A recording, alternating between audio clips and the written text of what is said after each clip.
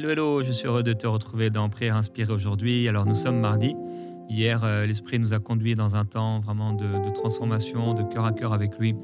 Je crois que tu as été béni. Je te rappelle que tu peux toujours, en tout temps, témoigner. Tu as été béni particulièrement par une émission. N'hésite pas à témoigner sur emcitv.com/je témoigne. Alors hier, j'ai pas eu l'occasion, comme je le fais habituellement, de saluer des frères et des sœurs d'une certaine région dans le monde. Et je veux saluer ceux qui sont dans la capitale de Djibouti. Donc voilà, vous qui habitez là-bas, faites-nous signe si vous suivez sur YouTube. Dans les commentaires, n'hésitez pas à nous dire voilà, même comment ça se passe. Et d'ailleurs, à chaque fois que je salue un pays ou une ville en particulier, pour ceux qui suivent sur YouTube, bon, c'est un petit nombre par rapport à toute l'étendue de ceux qui suivent, mais ceux qui sont sur YouTube, n'hésitez pas à commenter et à nous dire comment ça se passe spirituellement dans votre région, dans votre ville, dans votre pays. Et c'est toujours intéressant de pouvoir avoir des personnes sur place et aussi qui nous disent un peu comment ça se passe sur place. Donc on veut vous saluer, vous qui habitez là-bas. Alors c'est un des pays les plus chauds au monde, avec des températures qui dépassent souvent les 45 degrés en été. Et là-bas, on trouve entre autres le lac Assal. C'est le point le plus bas d'Afrique, donc c'est 155 mètres sous le niveau de la mer. Et c'est un des sacs, alors ça je ne savais pas du tout, c'est un des lacs les plus salés du monde, même plus salé que la mer Morte. Alors certainement, si vous habitez là-bas, vous avez eu l'occasion d'aller et de pouvoir flotter sur l'eau. Donc c'est vraiment impressionnant. Alors pas de McDo là-bas, il n'y a pas de McDo, mais il y a beaucoup de spécialités comme le scoudécaris, oui. Un ragoût de viande, souvent du mouton, avec du riz et des épices. Il y a aussi le fafa, un plat de viande, généralement de la chèvre, en bouillon épicé. Et le lac Sox, alors je ne sais pas si je le dis bien, c'est une sorte de crêpe fermentée. Et alors il y a plusieurs langues, mais je crois que la langue la plus courante, c'est le somali. Et donc en Somalie, on peut dire Chise Haidin Balakeyu, qui veut dire Jésus te bénisse. J'espère que je l'ai bien aimé, je crois. Alors que le Seigneur vous bénisse vraiment et bénisse Djibouti. Bénisse Djibouti. Je veux remercier les partenaires et aussi s'il y a des partenaires à Djibouti ou ailleurs, que le Seigneur vous bénisse abondamment pour votre soutien.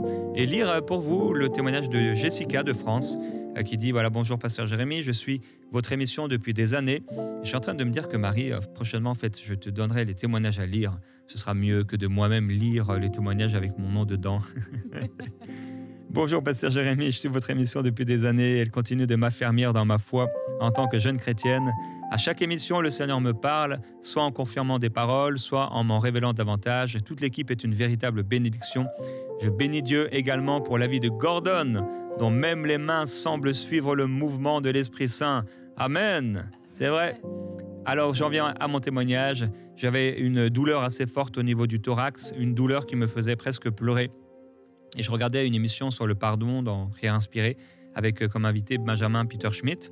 C'était étrange parce que le thème portait sur le pardon. Il a aussi parlé des blessures de l'âme et du corps. Et dans ma chambre, en pleurant et priant, tout à coup, la douleur a complètement disparu. Je suis certaine que Jésus était là, tout près de moi, me tenant la main. Je n'avais jamais vraiment expérimenté un miracle instantané, mais aujourd'hui, je peux dire que j'ai été guéri sur le champ. J'ai témoigné auprès de ma maman afin qu'elle aussi saisisse son miracle de guérison.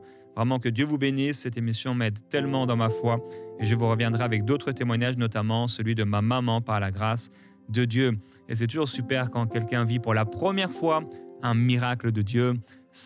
On s'en rappelle probablement toute notre vie et on est très très très reconnaissant pour cela. Alors je parlais de YouTube tout à l'heure et on a aussi cette bonne nouvelle. Peut-être vous êtes déjà au courant, mais nous sommes sur Free et j'avais déjà eu l'occasion de montrer une fois ce petit clip, mais j'aimerais qu'on puisse encore le voir une dernière fois. Donc avec cette annonce de Free, maintenant EMCI TV est disponible sur Free, donc partout en France. Et voilà l'annonce. Non! Non! Non! Non! Non! Non! Et si EMCI TV est maintenant disponible sur Free. C'est extraordinaire, ce sont des millions de nouveaux foyers qui auront accès à l'évangile. Dès maintenant, profitez de EMCI TV partout en France sur Free, chaîne 249. Amen, amen. Et voilà, oui, nous sommes sur Free et c'est vraiment une super nouvelle. Et comme on peut le voir dans ce clip, c'est un peu drôle, un peu humoristique. Aujourd'hui, c'est le thème de l'émission d'aujourd'hui, c'est vraiment de garder un cœur d'enfant, comme on le voit dans ce clip avec cet émerveillement de cette nouvelle. On va en parler tout à l'heure, juste après la pensée.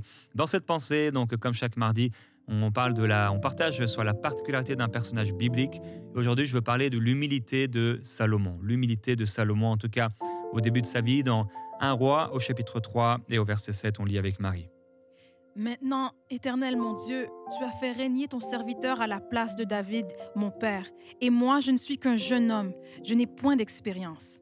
Voilà, donc il dit « Je suis un jeune homme » ou dans certaines traductions « Je suis un jeune garçon » ou encore d'autres traductions « Je suis un enfant ». Parce qu'en réalité, ce n'est pas vraiment le jeune homme qui est utilisé dans cette traduction, mais il est toujours utilisé comme on parle des enfants ou vraiment des jeunes garçons.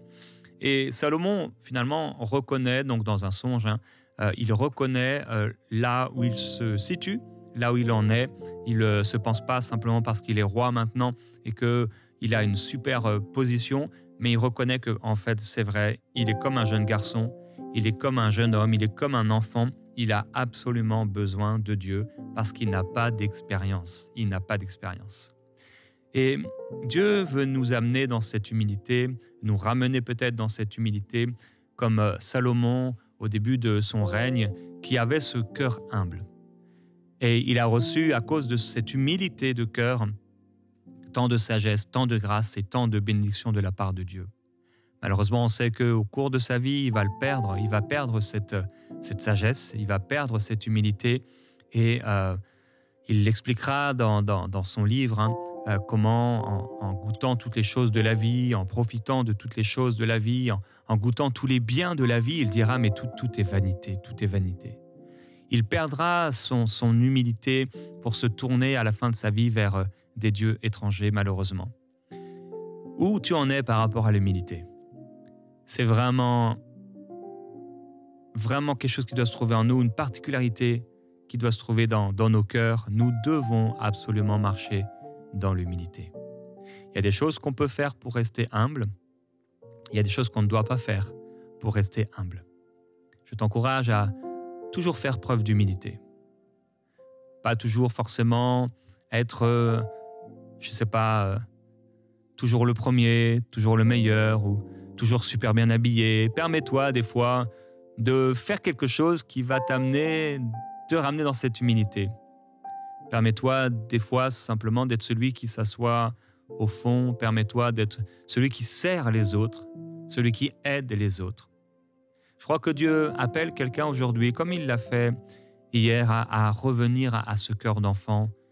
Et il t'appelle, toi son enfant, à retourner à lui. Alors que on va parler, je vais t'encourager à garder ce cœur d'enfant.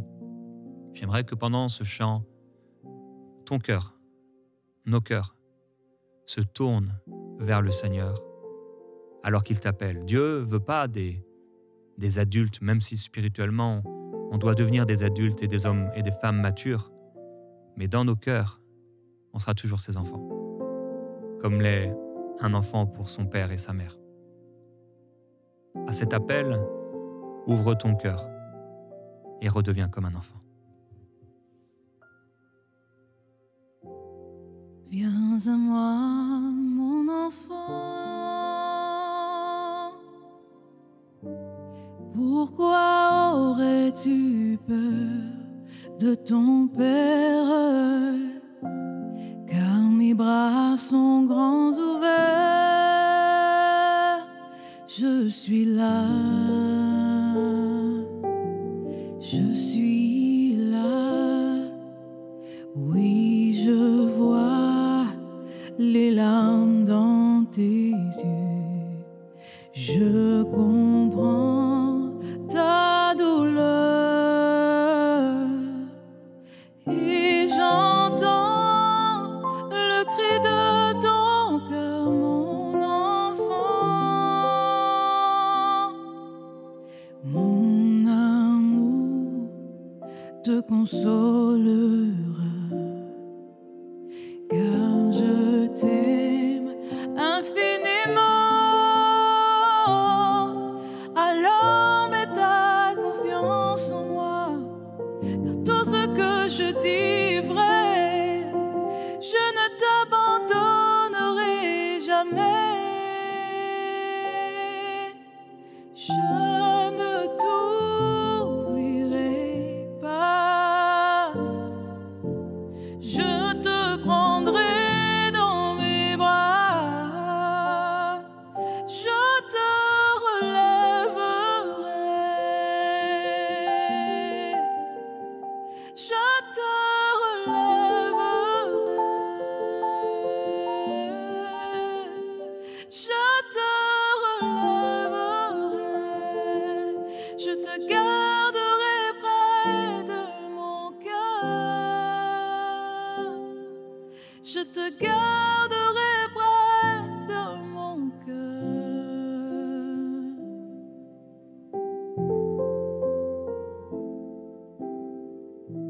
prie qu'on puisse garder ce cœur d'enfant. Je prie que ton cœur, qui s'est peut-être fermé à Dieu ou fermé aux autres, puisse s'ouvrir à nouveau et devenir tendre. Je prie, Père, pour mes frères et mes sœurs qui puissent garder ce cœur d'enfant, même s'il y a des difficultés, même s'ils ont été blessés, même s'ils ont été trahis, même s'ils ont souffert, de toujours garder ce cœur d'enfant, être à tes pieds. Tu veux ramener à tes pieds des hommes et des femmes qui ont grandi, des hommes et des femmes qui aujourd'hui sont des adultes, ils travaillent, ils sont capables de se nourrir, ils sont capables d'une certaine façon de vivre sans avoir l'impression d'avoir besoin de toi. Et ils ont peut-être perdu cette enfance, ce désir d'être avec papa, ce désir d'être dans ta présence. Et comme un père qui s'attriste de voir son enfant s'éloigner, tu t'attristes souvent, Seigneur, de nous voir s'éloigner, nous éloigner de toi et courir après des choses vaines, oublier de te rencontrer, oublier d'aller dans ta présence, oublier d'être de simples enfants et pas des robots. Je prie, Père, pour quelqu'un qui même se va dans la prière, se retrouve avec toi, mais comme un couple qui sont là au restaurant, au téléphone, il est là dans ta présence, elle est là dans ta présence, mais comme un robot mécanique. Je déclare au nom de Jésus-Christ que les cœurs s'ouvrent pour vraiment redevenir comme un enfant et partager avec toute émotion, sans retenue, sans blocage, ce qui est à l'intérieur. L'humilité, Seigneur. L'humilité de cœur. Tu as dit, je suis doux et je suis humble de cœur. Vous trouverez en moi du repos pour vos âmes, parce que ton joug est doux et léger. Que cette douceur qui est en toi, Jésus, que cette humilité qui est en toi, puisse être diffusée sur nous en tout temps, Seigneur. Alors Dieu nous appelle à garder ce cœur d'enfant, même si, en effet, même si on a des souffrances, même si on grandit, même si on traverse des temps difficiles et on lit cet encouragement de Jésus à être comme un enfant dans Matthieu au chapitre 18. En ce moment, les disciples s'approchèrent de Jésus et dirent : « Qui donc est le plus grand dans le royaume des cieux ?» Jésus, ayant appelé un petit enfant, le plaça au milieu d'eux et dit : « Je vous le dis en vérité, si vous ne vous convertissez et si vous ne devenez comme les petits-enfants, vous n'entrerez pas dans le royaume des cieux. C'est pourquoi quiconque se rendra humble comme ce petit enfant sera le plus grand dans le royaume des cieux. Et quiconque reçoit en mon nom un petit enfant comme celui-ci me reçoit moi-même. » Amen, amen. Alors, on a tous vécu des enfances différentes. Certains n'ont pas eu la même grâce que celle que j'ai eue. Et pour moi, l'enfance, c'est beaucoup de bons souvenirs, même s'il y en a eu des mauvais aussi, des plus difficiles. Une des caractéristiques de l'enfance, c'est, comme dit Jésus, c'est l'humilité. Quiconque se rendra humble comme ce petit enfant. Une des caractéristiques de l'enfant, c'est que les enfants s'abaissent facilement. Je ne sais pas si tu as déjà remarqué, mais les enfants vont facilement se mettre à genoux là pour écouter quelqu'un, ou en classe, ils peuvent facilement se mettre par terre et ils sont là et ils ne recherchent pas forcément à être vus, à être élevés, mais c'est d'abord, surtout dans la petite enfance, c'est une sorte d'humilité. Ils peuvent s'abaisser. La parole de Dieu nous dit « Humiliez-vous devant le Seigneur et il vous élèvera ». Tu connais certainement ce verset. Le terme qui est utilisé, donc « humiliez-vous », c'est vraiment le même terme que Jésus utilise quand il dit « quiconque se rendra humble ». C'est le même mot. « Quiconque se rendra humble, humiliez-vous sous la puissante main de Dieu ». l'enfant est humble, il s'abaisse déjà par sa taille. Il s'abaisse, il a besoin du parent. Peut-être même le parent ne le voit pas, alors il est obligé de tirer sur son vêtement pour « Hey, je suis là, je suis là ». Souvent, il a une toute petite voix.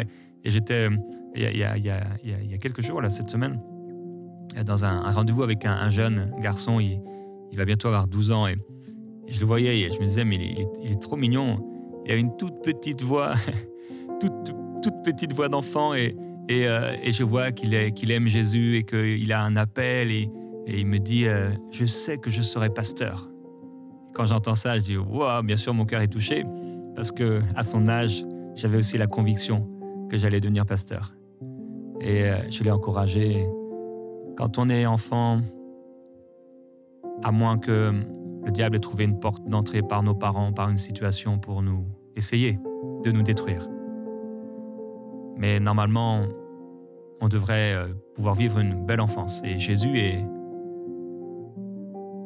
très clair par rapport à ceux qui sont une occasion de chute pour les enfants.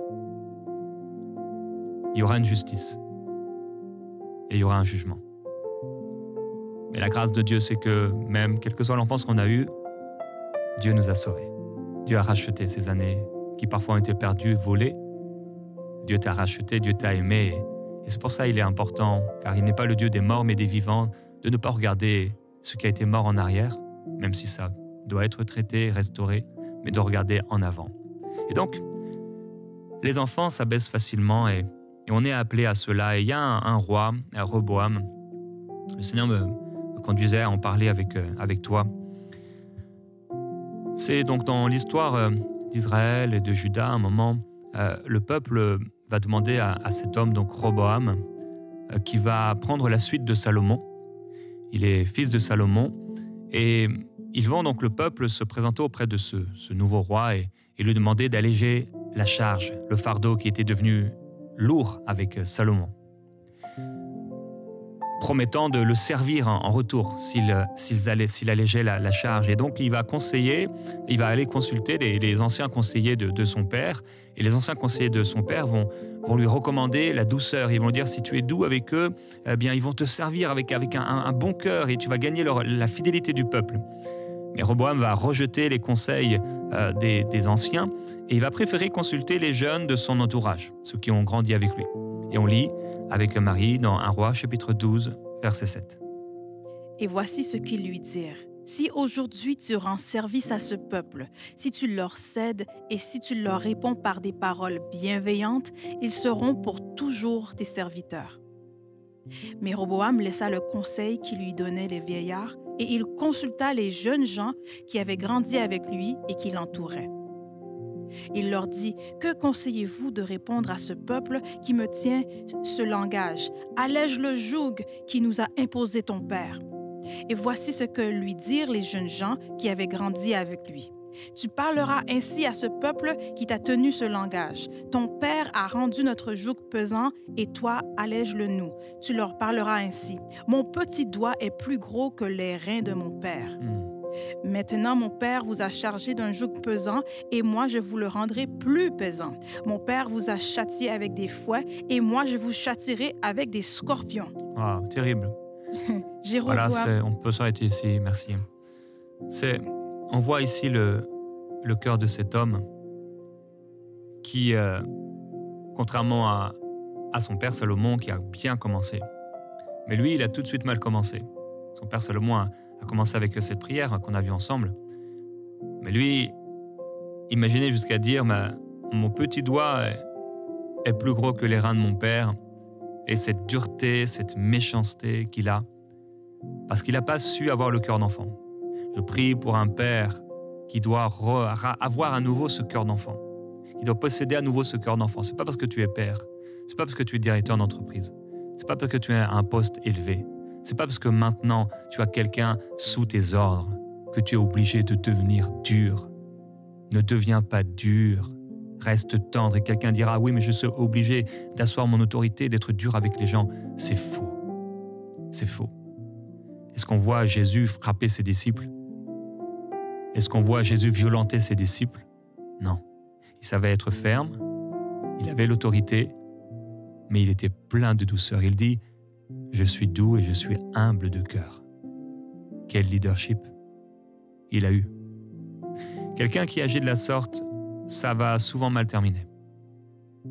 Souvent mal terminer. Ça se passera souvent mal pour celui qui est trop dur. Et on lit ça au verset 18. Alors le roi Roboam envoya Adoram, qui était préposé aux impôts. Mais Adoram fut lapidé par tout Israël et il mourut. Et le roi Roboam se hâta de monter sur un char pour s'enfuir à Jérusalem. C'est ainsi qu'Israël s'est détaché de la maison de David jusqu'à ce jour. Amen. Alors c'est ici qu'il va en effet avoir Israël et Juda qui vont se séparer. Et je vais encourager donc quelqu'un à ne pas créer de séparation et à ne pas avoir à s'enfuir parce qu'il a été trop dur. Garde l'humilité, garde ce cœur d'enfant. Tu peux régner avec un cœur d'enfant. Et devant des situations difficiles, la parole de Dieu nous dit dans le livre des Proverbes, une réponse douce calme la fureur. Mais une parole dure excite la colère. Alors tu peux répondre avec douceur et ça calme la fureur, au lieu de répondre par la fureur et avec une parole dure. Une autre caractéristique des enfants, c'est qu'ils manifestent facilement leur joie. Comme David dans 2 Samuel au chapitre 6 qui dansait de toutes ses forces devant l'Éternel. Il avait un éphod de lin et il dansait de toutes ses forces devant l'Éternel. Je prie que de la même manière, tu puisses, comme dans ce verset, danser de toutes tes forces devant le Seigneur. Et il dit également dans le livre de Psaumes, je vais te laisser lire Marie, Psaume chapitre 131, je vais le lire pour toi. Cantique des degrés de David, Éternel, je n'ai ni un cœur qui s'enfle, ni des regards hautains. Je ne m'occupe pas de choses trop grandes et trop élevées pour moi. Loin de là, j'ai l'âme calme et tranquille, comme un enfant sevré qui est auprès de sa mère. J'ai l'âme comme un enfant sevré. Waouh! Que Dieu te donne ce genre d'âme, comme un enfant sevré. Et c'est comme d'ailleurs Samuel. Samuel que sa maman a déposé, il est enfant et l'a déposé dans le temple au sacrificateur. Il vient tout juste d'être sevré, il est sorti tout juste vraiment de la petite enfance et là il est déposé maintenant. Et encore vraiment il est très très jeune, il est encore dans cette petite enfance et sa maman va formuler une prière, une sorte de psaume. Et je lisais cela ce matin, elle va dire quelque chose d'intéressant dans sa prière. Elle dit « Les méchants se perdront dans les ténèbres, car l'homme ne triomphera point par la force. » L'homme ne triomphera point par la force. Tu ne vas pas triompher par la force. Tu ne vas pas triompher par la dureté. Tu ne vas pas triompher en étant dur, en étant cruel. Combien d'hommes ont été durs et cruels? Combien de pasteurs, même malheureusement, sont durs et cruels? On aimerait qu'ils ressemblent davantage à Jésus. Que Dieu puisse ôter de nous et de nos caractères cette dureté de cœur et nous ramener à la tendresse de Jésus, à l'affection de Jésus, à l'amour de Jésus qui a été le plus grand des leaders. Il savait corriger, il savait reprendre, mais avec un tel amour. Que Dieu te permette d'avoir cet amour et de pouvoir dire également comme Samuel, parle, car ton serviteur écoute. Une des caractéristiques des enfants, c'est qu'ils ont soif de grandir. Ils posent toujours plein de questions. Que tu puisses avoir toujours cette oreille attentive et dire comme Marie, je suis la servante du Seigneur, qu'il me soit fait selon ta parole. Père, je prie pour mes bien-aimés aujourd'hui. Depuis hier, tu es en train de travailler dans nos cœurs comme un potier qui façonne et qui travaille l'argile pour rendre nos cœurs, même si ces cœurs ont été parfois blessés, ces cœurs ont été meurtris, et par protection, on a voulu garder nos cœurs, protéger nos cœurs par la chair. Mais tu nous appelles à nouveau à avoir ce cœur tendre, parce que si on protège nos cœurs de façon humaine, on ne sera plus vraiment capable de pouvoir vivre comme tu le veux. Et je prie, Père Céleste, pour mes frères et mes sœurs. Et je te demande, s'il te plaît, même s'il y a eu des temps difficiles, même s'il y a eu des temps durs, même s'il y a eu des blessures, même s'il y a eu des trahisons, que leur cœur soit tendre tout à nouveau. Qu'ils puissent, même s'il y a eu une élévation, rester humbles. Qu'ils puissent, même s'ils ont un poste, même s'ils ont une responsabilité, même si maintenant le monde, la société ou l'Église disent qu'ils sont quelqu'un, rester humbles. Restez humbles. Père, qu'on puisse sortir de nos grands sièges d'église, qu'on puisse sortir de nos grands fauteuils d'église et parfois qui sont comme des trônes et pouvoir s'abaisser et se mettre à genoux simplement devant toi sans artifice. Être simple, rester simple et être à tes pieds, comme Marie à tes pieds. Nous voulons être comme Marie à tes pieds, Seigneur, et ne pas nous perdre dans une espèce de culte humain où tout ce qu'on voit, c'est l'homme, et on est là dans nos apparats, on est là dans nos apparences, on est là dans nos habits. Et en fait, mais où tu es, Seigneur? Je prie pour ces églises où tu n'es tellement pas là parce que les gens sont tournés vers l'homme et c'est du début de la réunion jusqu'à la fin de la réunion et des rassemblements, tout est tourné vers l'homme. Père, je prie pour une transformation des cœurs afin que l'Église brille et qu'elle ne soit pas la honte du royaume. Je prie, Seigneur Jésus-Christ, que pendant la louange, les chantres, les lévites, ceux qui te servent, ne soient pas remplis d'orgueil et ne pensent qu'à eux, leur apparence,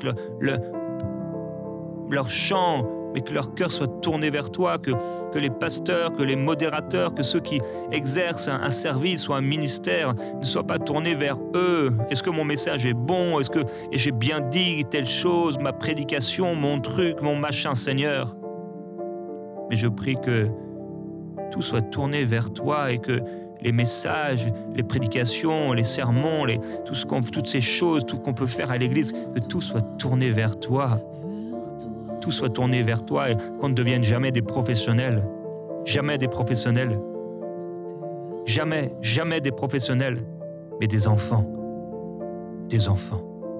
C'est ma prière, Seigneur, pour mon frère, ma sœur, qu'il soit comme un enfant. Comme un enfant. Comme un enfant à la maison devant toi, comme un enfant à l'église, comme un enfant en tout temps.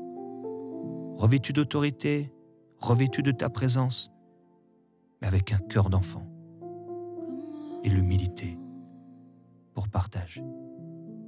Merci Seigneur.